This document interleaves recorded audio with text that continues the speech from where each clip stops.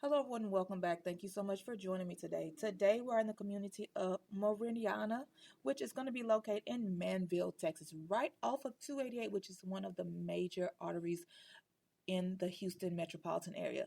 Now, this particular home that we're viewing is built by Highland Homes. It is called the Kingston. The Kingston is a one-story, four-bedroom, three-bath home.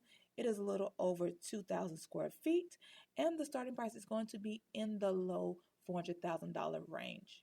Now, if you are interested in what schools might be zoned to this home, they are going to be Meridiana Elementary, Cafe Junior High School, and Manville High School.